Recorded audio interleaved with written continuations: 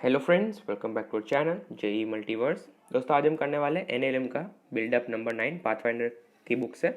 सबसे पहले क्वेश्चन को पढ़ लेते हैं। क्या बोला गया है? A uniform massless spring if extended और compressed distance between every two consecutive turns pitch बोला गया है changes by the same amount.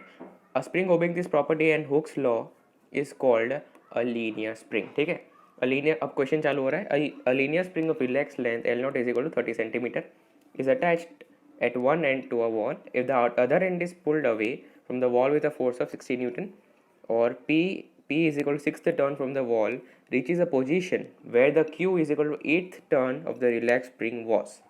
Find the force constant of the spring. ठीक है, क्वेश्चन समझाऊंगा। पहले दूसरा क्वेश्चन पढ़ लेते हैं। चलिए पहले ये समझ लेते हैं क्या कहना चाह रहा है। तो दोस्तों, इधर डायग्राम दे रखा है उसमें ही। तो ये ए पार्ट का डायग्राम है और ये बी पार्ट का डायग्राम है। ठीक है, ये पार्ट का डायग्राम, बी पार्ट का डायग्राम ये है। तो इसमें क्या बोला गया, जब ये रिलैक्स लेंथ पे थी, स्प्रिंग एकदम नेचुरल स्टेट पे थी, तब पहले जहाँ पे एट्थ टर्न था, जहाँ पे एट्थ टर्न था, जहाँ पे वहाँ पे अभी अगर एट्थ टर्न पहले था, अभी हमने स्प्रिंग को खींच दिया तो क्या हो जाएगा, कि ऐसे ऐसे एक्सटेंड हो जाएगी स्प्रिंग। ठीक है, ऐसे ऐसे एक्सटेंड हो जाएगी और वहाँ पे हम कौन से कितने से खींच रहे हैं, 60 न्यूटन फोर्स से खींच रहे हैं। अभी क्या हो रहा है कि यही एट्थ टर्न की जगह पे नई स्प्रिंग क्या हो रहा है, नई स्प्रिंग पे एट्थ टर्न की जगह पे सिक्स्थ टर्न आ जा रहा है। ठीक है, क्योंकि एक टर्न की लेंथ तो बढ़ जाएगी। ठीक है, एक टर्न की लेंथ तो बढ़ जाएगी खींचेंगे तो, और नंबर ऑफ टर्न्स तो चेंज नहीं होने वाले पूरी स्प्रिंग में। तो एक टर्न की लेंथ बढ़ जाएगी तो क्या होगा कि वहाँ पे एट टर्न था, वहाँ पे कौन सा सिक्स्थ टर्न आ जाएगा। और उनको बोला है हमको फाइंड क्या करना है, find the force constant of the spring find करना है। तो सबसे पहले इस क्वेश्चन को अच्छे से और डायग्राम बना के समझ लेते हैं। ठीक है, देखिए पहले यहाँ पे रिलैक्स लेंथ पे यहाँ के मान लेते हैं एट्थ टर्न है यहाँ पे। ठीक है, अभी हमने खींच लिया तो क्या होगा कि टर्न्स जो एक टर्न्स के बीच में जो गैप होगी वो बढ़ जाएगी। ठीक है, तो ऐसे ऐसे पूरा एक्सटेंड हो गया आगे तक। और इधर कितना फोर्स लगा रहा है, हम 60 न्यूटन यहाँ पे फोर्स लगा रहे हैं। ठीक है, और जहाँ पे एट्थ टर्न था वहाँ पे कौन सा टर्न आ गया, जहाँ पे एट टर्न था वहाँ पे सिक्स्थ टर्न आ गया है। डायग्राम पे मत जाइए क्योंकि वो आधा टर्न दिख रहा है पर डायग्राम पर असल में ऐसा नहीं होगा। ठीक है, जहाँ पे एट टर्न था वहाँ पे सिक्स टर्न आ चुका है। अभी हम क्या करेंगे, अभी हम मान लेते हैं कि पिच जो यहाँ पे हम एक मान रहे हैं, पिच उसका सिंबल पी मान रहे हैं, वो क्या मान रहे हैं कि लेंथ पर यूनिट टर्न्स। ठीक है, लेंथ पर नंबर ऑफ टर्न्स। ठीक है, ठीक है, एक नंबर ऑफ टर्न पे कितनी लेंथ होती है। ठीक है, लेंथ पर टर्न्स नहीं, टर्न आएगा यहाँ पे, लेंथ पर टर्न या तो लेंथ पर यूनिट टर्न भी आप मान सकते हैं। यानी कि एक जो ऐसा टर्न होगा वहाँ पे कितनी लेंथ आएगी उसको हम पिच बोल रहे हैं। ठीक है, समझ में आ गया सबको। तो सबसे पहले हम क्या कर रहे हैं, अभी हमको इधर से फॉर्मूला मिल जाता है कि अगर हम पिच यानी कि पी को अगर हम टर्न से मल्टीप्लाई करें तो हमको क्या मिलता है, लेंथ मिलता है। ठीक है, तो इधर से सिंपली ऐसे करके हमको एक फॉर्मूला मिल गया कि pitch multiplied by N is equal to N. तो अभी हम पहले इनिशियल केस में इक्वेशन लिख लेते हैं। ठीक है, इनिशियल केस में इक्वेशन लिख लेते हैं कि मान लेते हैं कि इनिशियल केस में पिच पी थी। ठीक है, अलग कलर से दिखाता हूँ। मान लेते इधर पिच पी थी और इधर pitch length per unit turn बढ़ जाएगी। ठीक है, पी डैश हो जाती है और पी डैश क्या हो जाएगी, ग्रेटर देन पी हो जाएगी। ठीक है, क्योंकि एक टर्न की लेंथ बढ़ जाएगी। समझ में आ गया सबको। अभी हम क्या करते हैं, अभी हम लिखते हैं कि P into number of turns total n मान लेते हैं इज इक्वल टू पहले इनिशियल लेंथ L नॉट मान लेते हैं। ठीक है, और L नॉट कितना है दोस्तों, 30 सेंटीमीटर, पर हम बाद में वैल्यू पुट कर देंगे। तो हम टोटल टर्न्स क्या मान रहे हैं दोस्तों, n मान रहे हैं। तो टोटल टर्न्स करेंगे तो हमें टोटल लेंथ मिल जाएगी। ठीक है, जब मैं लिख देता हूँ टोटल टर्न्स, समझ में आ गया। तो ये हमने एक इक्वेशन हमने लिख दिया ये वाला। अभी दूसरी फाइनल कंडीशन के लिए क्या हो जाएगी, पिच पी डैश होगी। तो मैं फाइनल कंडीशन के लिए इक्वेशन लिख दूंगा इधर। फाइनल कंडीशन के लिए क्या लिखूंगा कि अभी नंबर ऑफ टर्न्स तो बदलेंगे नहीं। ठीक है, अगर स्प्रिंग ऐसी होगी और मैं इसको खींच दूंगा तो नंबर ऑफ टर्न्स में ना बदले, 2 से 3 टर्न तो नहीं हो जाएंगे, यानी कि नंबर ऑफ टर्न सेम रहेंगे पर पिच बदल जाएगी क्योंकि एक टर्न की लेंथ बदल जाएगी। ठीक है, तो ये क्या हो जाएगा, पी डैश इंटू एन हो जाएगा। ठीक है, नंबर ऑफ टर्न्स।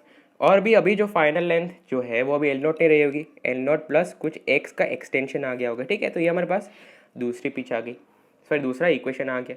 ठीक है, अभी इन दोनों की इक्वेशन को डिवाइड कर ले तो क्या मिल जाएगा हमको, डिवाइड कर लेंगे हम तो क्या मिल जाएगा, P by P dash is equal to L nought upon L nought plus X, उसकी एल नॉट की वैल्यू 30 सेंटीमीटर, पर हम बाद में पुट कर देंगे, ये हमारा पहला इक्वेशन मान लेते हैं इसको, ठीक है। तो ये हमने सिस्टमेटिकली एनालाइज करके एक इक्वेशन लिख दिया। अभी क्या हो रहा है, अभी दूसरे इक्वेशन कैसे लिखेंगे कि हम लिख सकते हैं कि जो 8th टर्न की लेंथ है, कि जो ये टर्न की लेंथ है एल और ये टर्न की लेंथ है एल, ठीक है, ये 6 टर्न्स की लेंथ एल है और 8 टर्न्स की भी लेंथ एल ही है, तो हम दोनों लेंथ को इक्वेट कर सकते हैं, ठीक है। तो दूसरी इक्वेशन कहाँ से मिलेगी, दोनों लेंथ्स को इक्वेट करके। तो मैं लिख रहा हूँ L is equal to L, और एल को क्या लिखूंगा मैं कि एल क्या था 8 टर्न्स की लेंथ, तो 8 टर्न्स की लेंथ कैसे लिखूंगा मैं, पिच इंटू 8 टर्न्स, ठीक है, वही उसकी क्या हो जाएगी, लेंथ हो जाएगी। और दूसरे केस में पिच क्या होगी, पी डैश हो गई होगी, इसीलिए अभी पिच इंटू कितने टर्न्स करेंगे हम, 6 टर्न्स करने पड़ेंगे, क्योंकि एक टर्न की लेंथ बढ़ गई है, तो ये दोनों लेंथ इक्वल हो जाएगी। तो ये इक्वेशन आपने लिख दिया तो आपका इक्वेशन सही हो जाएगा। तो इधर से क्या हो जाएगा, p by P dash is equal to क्या आ रहा है दोस्तों, 6/8, यानी कि 3/4 आ रहा है। तो ये इधर से मैं इधर इक्वेशन सब्स्टिट्यूट कर सकता हूँ, तो क्या हो जाएगा, L nought upon L nought plus X is equal to क्या हो जाएगा दोस्तों, 3/4 आ जाएगा, ठीक। तो एकदम सिंपली हमने इजीली निकाल लिया है। तो ये क्या हो जाएगा, अभी इधर से कैलकुलेट कर लीजिएगा, एक्स की वैल्यू जो आएगी कितनी आ जाएगी, एल नॉट बाई 3 आ जाएगी, यानी कि 30/3 यानी कि 10 सेंटीमीटर आ जाएगी। यानी कि एक्सटेंशन जो आ रहा है पूरी स्प्रिंग में कितने का आ रहा है, 10 सेंटीमीटर। और हम सभी जानते हैं फोर्स इज इक्वल टू के एक्स होता है, हुक्स लॉ को ओबे कर रहे लिखा हुआ है, क्या लिखेंगे, F is equal to K into F is equal to K into X, ठीक है। एफ कितना है दोस्तों, 60 न्यूटन है, के कितना है, के को के रखते हैं वो तो फाइंड करना है हमको, और एक्स कितना है दोस्तों, 10 सेंटीमीटर यानी कि 10/100 मीटर, ठीक है। तो के कितना आ गया, 600 न्यूटन पर मीटर, ठीक है। तो ये हमने एकदम इजीली के निकाल लिया है। तो आपने ये स्टेप अच्छे से करना है कि दोनों की लेंथ जो आप इक्वेट कर देते हैं, ये वाला स्टेप पिच इंटू टर्न्स करके, तो आपका इजीली निकल जाता है, ठीक है। और ये तो आप लिख ही सकते थे, ठीक। तो ये हमने पहला क्वेश्चन सक्सेसफुली हमने अच्छे तरीके से सॉल्व कर लिया है। तो अभी दूसरा पार्ट पढ़ते हैं इसमें दूसरा पार्ट है 9th क्वेश्चन में ही क्या बोला गया है, the ends A and B of a linear spring of relaxed and L naught are so pulled that the ends shift by distance delta LA 5 cm and delta LB 25 cm as shown in the figure. Find the shift of the point of the spring that was at a distance L naught by n यानी कि L naught by 3 from the end A in the relaxed spring. तो समझा देता हूँ question क्या कहना चाह रहा है। इसमें कहना चाह रहा है कि सबसे पहले ये रिलैक्स स्प्रिंग थी, ठीक है।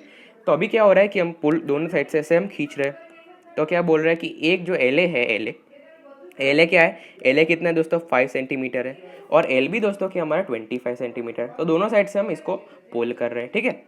तो अभी क्या हो रहा है, अभी हमको पूछ रहे हैं कि जहाँ पे इधर एल नॉट बाई 3 था, जहाँ पे इधर एल नॉट बाई 3 था, तो यही एल नॉट बाई 3 वाला टर्न, क्वेश्चन पढ़ देते फिर से कि find the shift of the point of the spring that was at L not by 3 distance from the and in the relax spring, यानी कि ये वाला जो पॉइंट था जो कि एल नॉट बाई 3 डिस्टेंस पे था, ठीक है, ये वाला जो पॉइंट था एल नॉट बाई 3 डिस्टेंस पे, वो अभी इधर कुछ ये डिस्टेंस पे होगा, ठीक है, क्योंकि इस साइड से स्प्रिंग 25 सेंटीमीटर खींच रही है, इधर से स्प्रिंग 25 सेंटीमीटर खींच रही है और इधर से 5 सेंटीमीटर खींच रही है। तो जाहिर सी बात है कि ये वाला जो एल नॉट बाई 3 वाला जो पॉइंट था वो अभी एल नॉट बाई 3 नहीं रहा होगा, नई स्प्रिंग पे कुछ यहाँ पे शिफ्ट हो गया होगा। तो हमको यही जो शिफ्ट है, यही हमको शिफ्ट निकालना है कि ये शिफ्ट कितना होगा, ठीक है। एल नॉट बाई 3 डिस्टेंस पे जो पॉइंट था उसका एक्सटेंशन आके कुछ शिफ्ट हुआ होगा और वही शिफ्ट हमको निकालना है। तो मेथड सेम है, मेथड एक बिल्कुल सेम है, सिर्फ हमको थोड़ा सा एनालाइज करना पड़ेगा, सिचुएशन को देख लेते हैं। चलिए तो मान लेते हैं सबसे पहले इंपॉर्टेंट चीज़ है डायग्राम अगर आप सही नहीं बनाएंगे तो आपका क्वेश्चन सॉल्व नहीं होने वाला। तो ये मान लेते हैं कि रिलैक्स्ड है ऐसे, और इधर से एल ए से खींच रहा है डेल्टा एल ए, और इधर से डेल्टा एल बी से खींच रहा है, ठीक है। तो इधर से क्या हो जाएगा, इधर से ये ऐसा कुछ हो जाएगा, ठीक है। अभी एक टर्न की लेंथ इनिशियल ऐसी हो जाएगी, ठीक है, पहले ऐसी थी तो अभी एक टर्न की लेंथ बढ़ जाएगी, ठीक है, क्योंकि एक्सटेंशन आ रहा है स्प्रिंग में। तो अभी क्या हो जाएगा, पहले मान लेते हैं एल नॉट बाई 3 वाला जो पॉइंट था वो यहाँ पे था, जो एल नॉट बाई 3 डिस्टेंस पे था वो यहाँ पे था, ठीक है। और पहले ऐसे मान लेते हैं ये इधर स्प्रिंग खत्म होती थी, तो अभी स्प्रिंग यहाँ पे खत्म होगी, ठीक है, यहाँ पे मान लेते हैं ऐसा कुछ आ गया, ठीक है।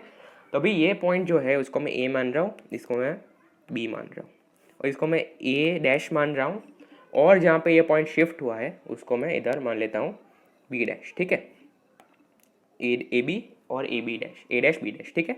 और अगर अगर ये वैल्यू, ये जो हमारे एस है वो अगर वो नेगेटिव आता है, उसका मतलब क्या हो कि ये इस साइड शिफ्ट हुआ है, ठीक है, उल्टी साइड शिफ्ट हुआ है, ठीक है।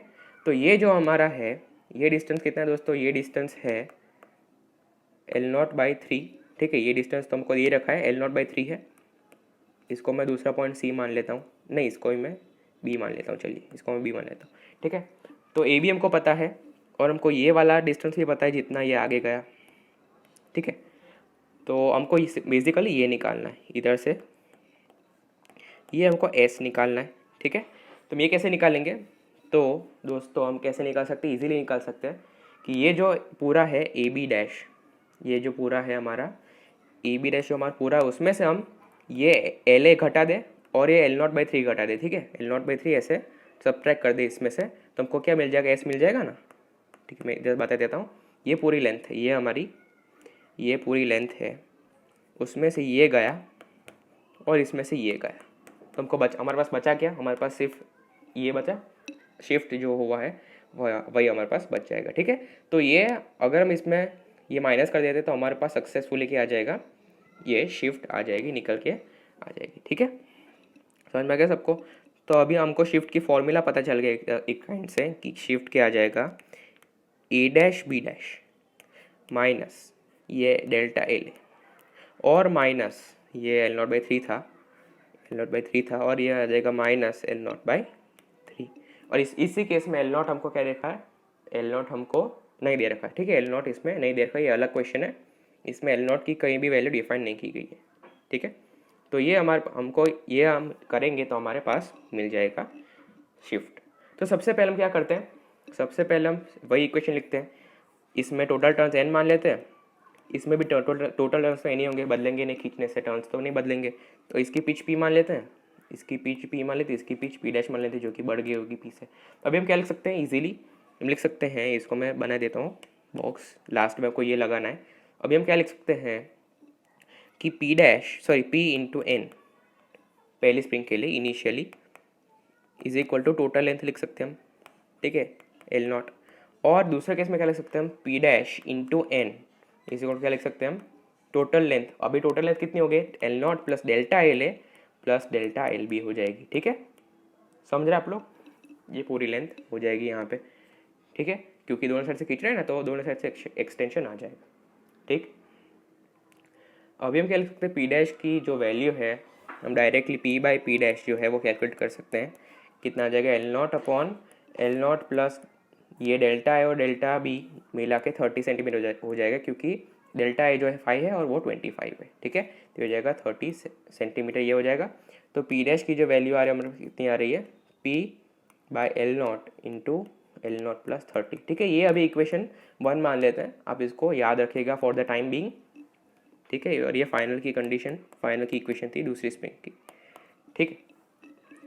अभी इससे तो हमारा काम बनने वाला है नहीं, हमको और एक इक्वेशन चाहिए होगी। तो हम क्या लिख सकते हैं कि पहले जो स्प्रिंग थी ये इनिशियली उसमें उसकी टोटल लेंथ L0 थी और टर्न्स भी n थे।